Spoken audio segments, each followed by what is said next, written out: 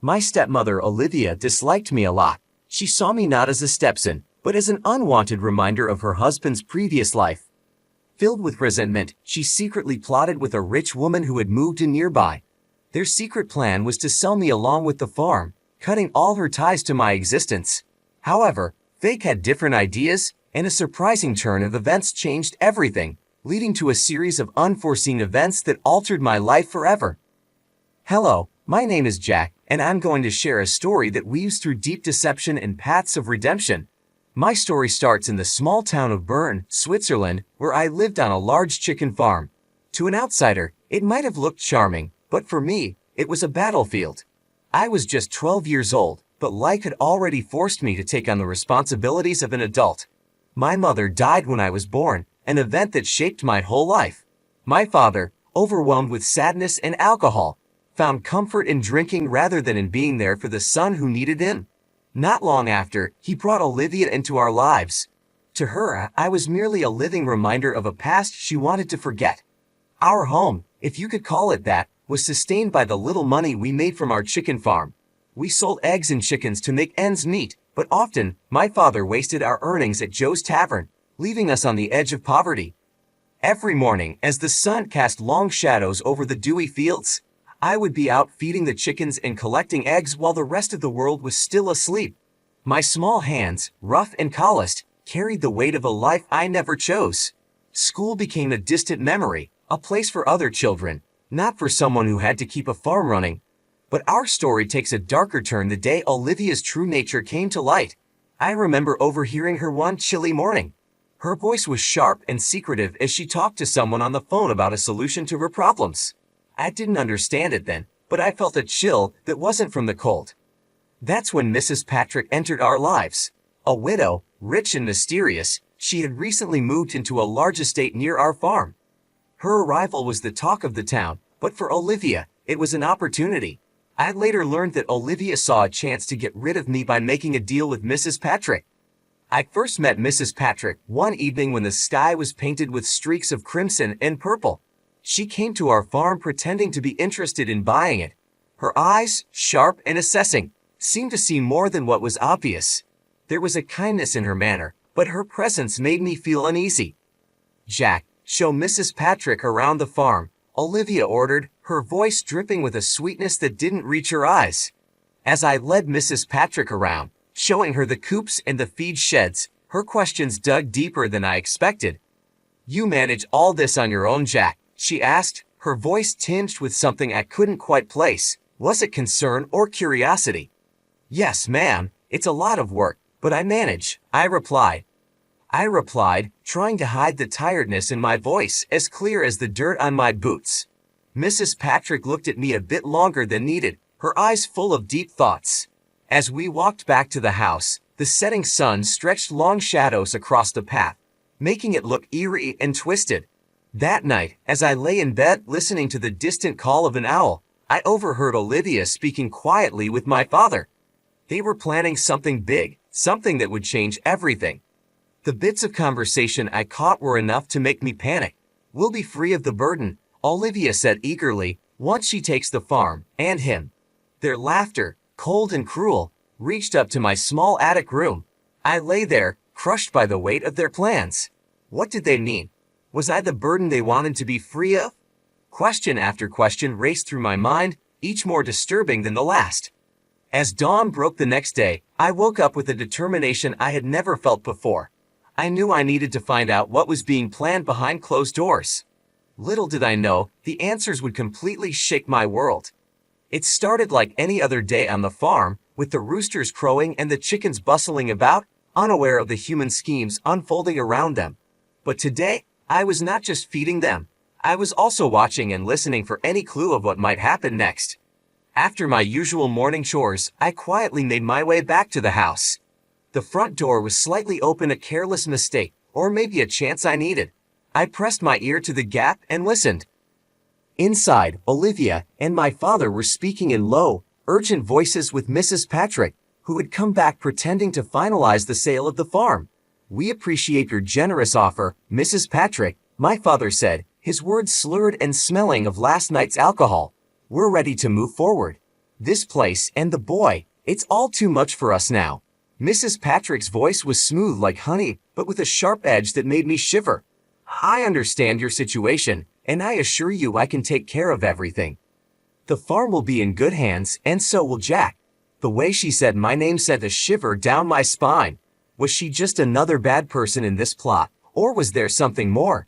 Determined to find answers, I took a risk later that day while Olivia was in town, and my father was sleeping off another drinking session. I approached Mrs. Patrick as she was checking the farm's borders. Mrs. Patrick, I began, my voice steadier than I felt. Why do you want to buy our farm, and why are you interested in me? She looked at me closely for a long moment, her eyes searching mine. Then, to my surprise, she sighed. Jack, sometimes adults have to make tough choices, but I promise, whatever happens, I'll make sure you're safe. Her words confused me. They seemed kind, but I was still unsure about her true intentions. Over the next few days, things at home got tense. Olivia's looks were sharp and calculating, and my father avoided my eyes, his usual indifference replaced by a hint of guilt. They were planning to leave. One night, I heard them talking about a new life, one without the farm and without me. The day before everything was to be finalized with Mrs. Patrick, I decided to confront Olivia.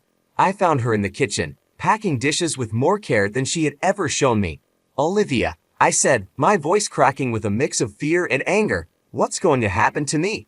She stopped and turned slowly, her expression cold. Jack, you're going to a better place.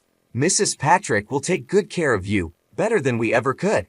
But I don't want to leave, I protested, my voice rising. Olivia's expression hardened. It's not about what you want, Jack. It's for the best. That night, unable to sleep, I lay in bed listening to the whispers of the wind through the cracked window, my heart heavy, my future uncertain.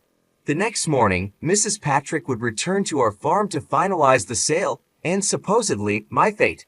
As dawn crept over the horizon, casting long shadows across the fields, I made a decision. I couldn't just wait to see what would happen to me. Mrs. Patrick stepped forward, addressing the officers with a clear and firm tone. There seems to be some misunderstanding here. I have not agreed to take Jack permanently. I was approached by these two about buying the farm and possibly providing Jack with temporary guardianship while they sort out their issues. The officers listened intently, taking notes. One of them turned to me, his voice kind but probing. Jack, have they discussed with you any details about moving or living arrangements other than what you've just mentioned? I shook my head, the weight of the unknown pressing down on me. No, sir. They just told me I'd be staying with Mrs. Patrick for a while because it's too hard for them now. The officer nodded, then focused on Olivia and my father. We need to investigate these claims thoroughly. It's important that any decision about Jack's welfare follows legal procedures and is made in his best interest. Olivia looked visibly shaken, her voice barely a whisper as she tried to explain. We just thought it would be better for Jack. We can't provide for him the way he needs. The atmosphere was tense, each person's anxiety palpable. Mrs. Patrick then addressed me directly, her gaze softening. Jack, regardless of what happens, I want you to know that my offer to help is sincere. But any long-term decision will need to be properly vetted and approved.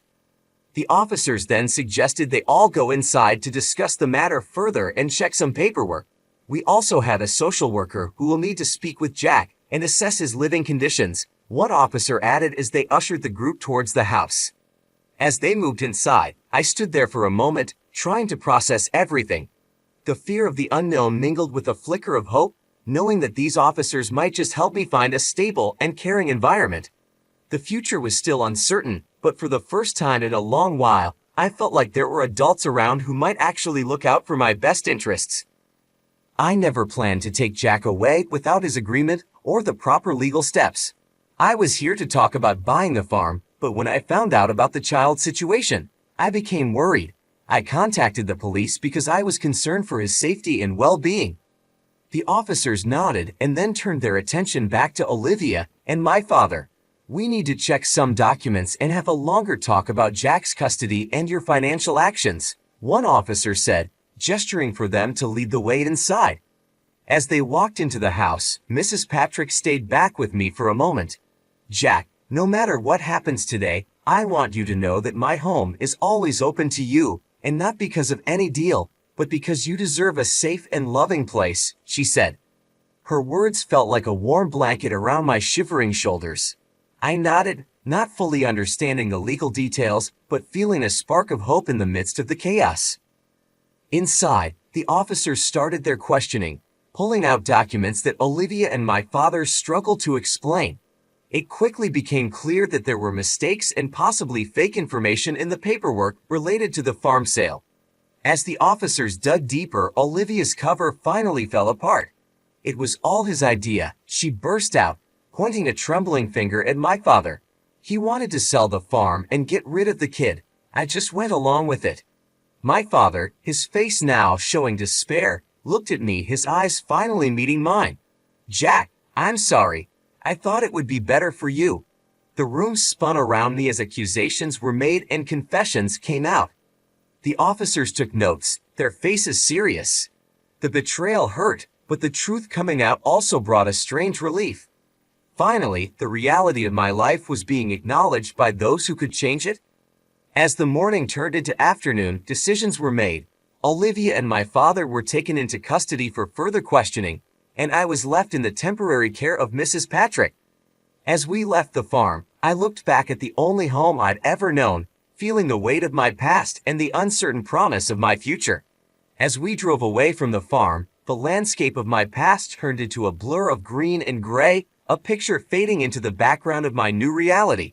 Seated next to Mrs. Patrick in the warmth of her car, I started to feel a cautious hope for what lay ahead. For the first time in what felt like an eternity, I felt a true sense of safety, a sanctuary from the chaos that had ensnared my life. Yet beneath this newfound security, my emotions churned, betrayal from those I had trusted, relief from the danger I was escaping, fear of the unknown ahead, and a budding hope kindled by Mrs. Patrick's words. Mrs. Patrick, sensing my tumultuous state, broke the silence as we drove. "Jack, I know today has been extraordinarily difficult, and the days ahead will involve many changes. But remember, you're not alone anymore," she assured me, her voice a soothing balm to my frayed nerves. She revealed that she had been observing the farm for some time, suspecting that not all was as it seemed. Her intervention, she explained, wasn't solely about the property itself, but was driven by a concern for my well-being. As we arrived at her estate, I was struck by its grandeur. The house, large yet welcoming, was surrounded by lush gardens bursting with vibrant colors, a stark contrast to the drab existence I had known. The gardens, a riot of hues, seemed almost surreal in their beauty, providing a visual feast that lifted my spirits. Over the subsequent days, Mrs. Patrick took the necessary legal steps to stabilize my situation. She was appointed my temporary guardian, and the process to officially make her my foster parent was initiated. During this period, I came to learn more about her. Unable to have children of her own, and having lost her husband a few years prior, she lived in a large estate that seemed too quiet for just one person. It was clear her heart had ample room for more. One sunny afternoon, as we meandered through her rose garden, the air fragrant with the scent of blooms, Mrs. Patrick paused and faced me. Her expression was earnest. "Jack, I want you to understand that you are not a replacement or a charity case," she began, her voice firm yet kind.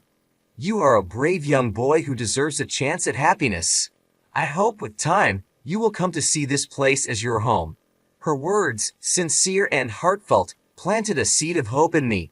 Maybe, just maybe, I could really start a new life here, one filled with love and stability. But life, as I was learning, is seldom straightforward. Just when I began to feel secure in my new environment, the past reared its head one more time. A few weeks after settling in with Mrs. Patrick, an unexpected call came from the police. They wanted to discuss the ongoing investigation into my father and Olivia. Anxiously, I went to the station where an officer handed me a letter found among Olivia's possessions. It was addressed to me from my mother. Holding the envelope, my hands trembled as I felt the weight of its contents. Inside, written in my mother's elegant hand, were words of pure love and longing. She spoke of her deep affection for me, her aspirations for my future, and her profound regret at not being there to witness it. The letter, a mixture of love and sorrow, shattered yet healed parts of me. Her words echoed in my heart, affirming that despite her physical absence, her love had always been with me. As I absorbed her words, a profound sense of clarity settled over me. The betrayal and secrecy I had faced were now overshadowed by the undeniable truth of my mother's love. This revelation, though painful, brought a strange relief. It reassured me of my worth and solidified my resolve to embrace the new life Mrs. Patrick offered. With each passing day, the estate began to feel more like home.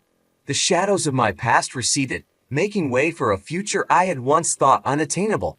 Seated next to Mrs. Patrick in the warmth of her car, driving away from the police station, I realized that life was offering me a new beginning. As we navigated the roads leading back to the estate, the landscape of my past, once filled with uncertainty and fear, faded into a backdrop of vibrant greens and grays, a mere setting for the unfolding story of my new reality. I didn't even realize I needed it until it was in my hands, a letter from a mother I never got to know. It was a piece of my past that Olivia had tried to erase, but now, it was finally mine. This link to my mother, a connection long denied, became a cherished possession as the weeks turned into months, and the legal proceedings against Olivia and my father unfolded. They were eventually found guilty of fraud and child neglect. My father, seeking redemption, tried to reach out, longing to apologize and to reconnect. But for me, the path forward did not include him, not yet at least. Forgiveness is a complex journey, and I wasn't ready to embark on it. Living with Mrs. Patrick, who I came to affectionately call Patricia, was a blend of everyday routines and extraordinary moments. School, which had once seemed like a distant, unattainable dream, became a staple in my daily life.